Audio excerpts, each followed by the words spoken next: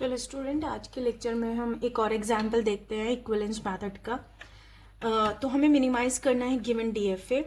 तो सबसे पहले मिनिमाइजेशन का ये स्टेप है कि आप अगर रीचेबल स्टेट्स हैं तो पहले आप रिमूव करेंगे। तो पहले चेक करते हैं कि क्या हमारे गिवन डीएफए में रीचेबल स्टेट्स हैं या नहीं, अनरीचेबल स्टेट्स हैं या नहीं। तो सबसे पहले देखेंगे कि क्या आप इनिशियल स्टेट से बी पर मूव ले पा रहे हैं। यस, आप पहुंच पा रहे हैं बी पर। क्या आप ए से सी पर पहुंच पा रहे हैं। यस, ये भी रीचेबल स्टेट है। क्या ए टू डी मूवमेंट है। यस, ए से आप बी पर गए और बी से डी के लिए भी पाथ है, तो ये भी आपकी जो डी है वो रीचेबल स्टेट है। अब हम बात करते हैं ई के लिए।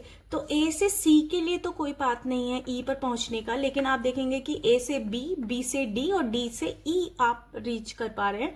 तो अगेन ई भी आपकी रीचेबल स्टेट है। तो यहाँ पर आपकी ऐसी कोई भी स्टेट नहीं है जिसको आपको रिमूव करना है।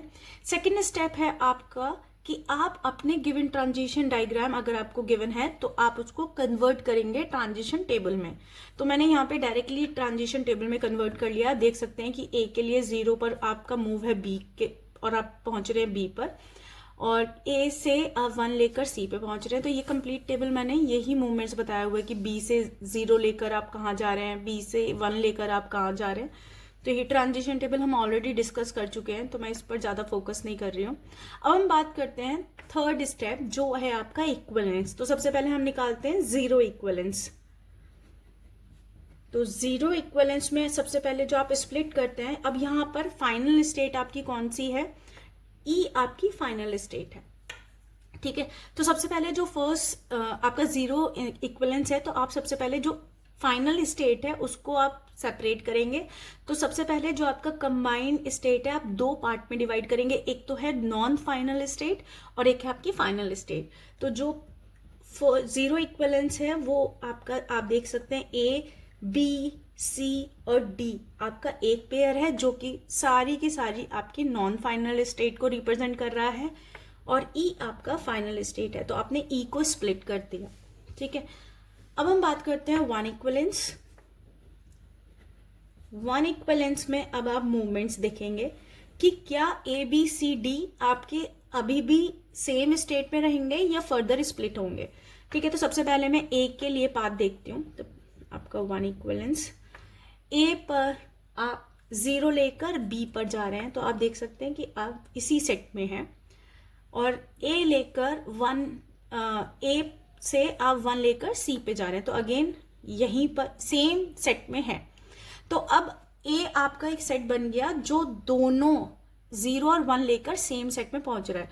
तो अगर बी, सी, डी में से सारे ऐसे कॉम्बिनेशन जो 0 और 1 के थ्रू आप सेम सेट पे पहुंच रहे होंगे तो वो ए के साथ जाएंगे, अदरवाइज आपके स्प्लिट हो जाएंगे। ठीक है, तो हम चेक करते हैं बी को।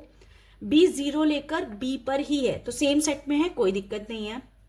अब बी 1 लेकर कहां पहुंच गया, डी पर, अगेन सेम सेट में है, कोई दिक्कत नहीं है। तो ए के साथ ही बी रहने वाला है, क्योंकि ए और बी के जो दोनों मूवमेंट्स हैं वो 0 लेके बी पर हैं जो सेम सेट में है, और ए, बी दोनों 1 लेकर सी पर और डी पर है। तो अगेन ए, बी, सी, डी आपका एक सेट है, तो ए, बी आपके सेम सेट में रहेंगे। अब हम चेक करते हैं सी कौन से सेट में रहेगा।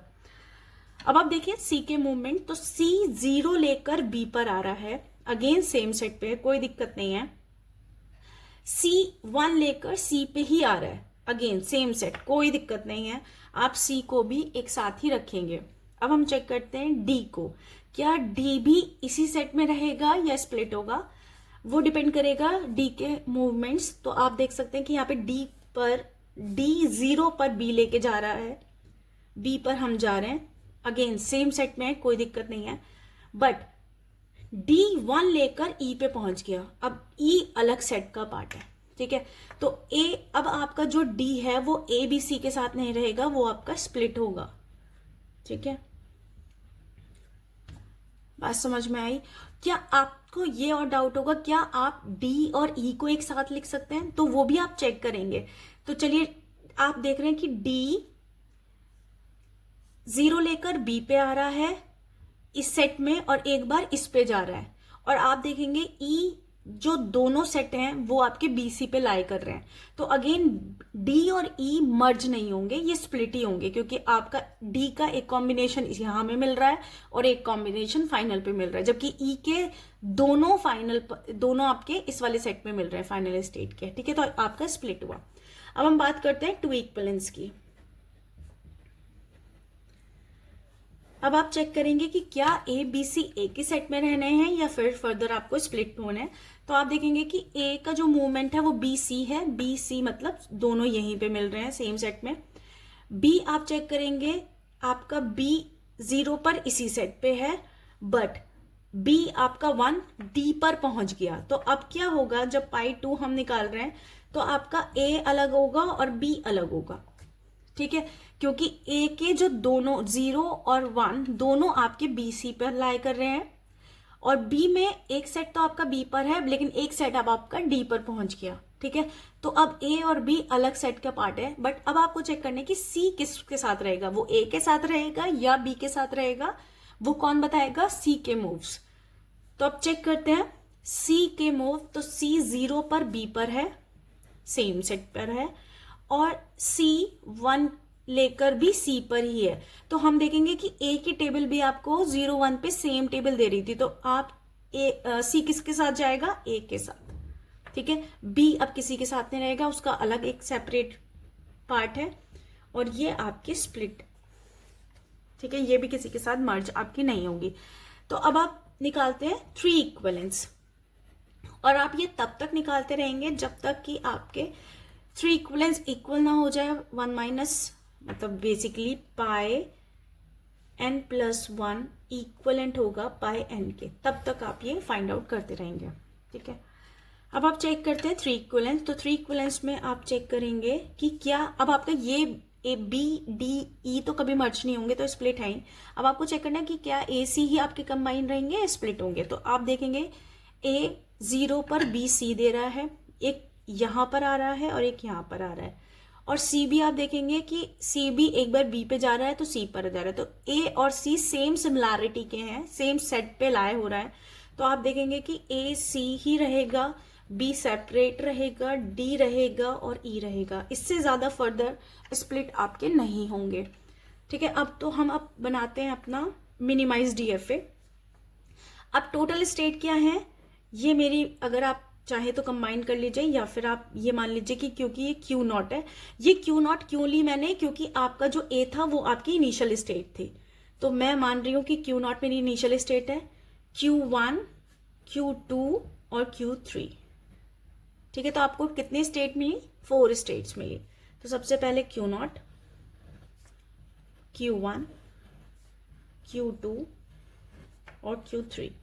अब हम मूवमेंट देखेंगे, तो देखेंगे कि ए जो है वो 0 लेकर कहां जा रहा है, बी पर, और बी मेरा क्या है, Q1। ठीक है, आप यहाँ पे बी डी ई भी डाल सकते हैं, कोई दिक्कत नहीं है, सिर्फ नेमिंग मैंने चेंज करी है, अदरवाइज आप सेम सेट के साथ भी बना सकते हैं। ठीक है, अब आप देखेंगे, अब ए लेकर ए और सी आपके कंबाइन है, तो ए 0 लेकर आप बी पर पहुंच रहे हैं जो कि Q1 है, और ए और सी पर आप 1 लेकर सी पे पहुंच रहे हैं। ठीक है, सी क्या है, बेसिकली सेम सेट। ठीक है, 1 लेकर आप इसी पे जा रहे हैं क्योंकि Q नॉट आपके सी भी है। ठीक है, अब हम बात करते हैं बी की, जो है आपका Q1। तो बी 0 लेकर Q1 पे ही आ रहा है और 1 लेकर डी पे जा रहा है, Q2। ठीक है, तो Q1 हमारा कंप्लीट हुआ। अब हम बात करते हैं डी की, तो डी 0 लेकर बी पे जा रहा है और 1 लेकर ई पे जा रहा है, Q3। ठीक है, अब हम चेक करते हैं फाइन Q3, क्योंकि ई था और ई हमारी फाइनल थी, तो Q3 हमारी फाइनल रहेगी। अब Q3 0 पर कहां जा रहा है, बी पर, और 1 लेकर सी पर, तो 1 लेकर सी पर मतलब Q नॉट। ये हमारा कंप्लीट मिनिमाइज्ड डीएफए है, जो हमारा किस पर है, गिवन डीएफए। ठीक है, थैंक यू।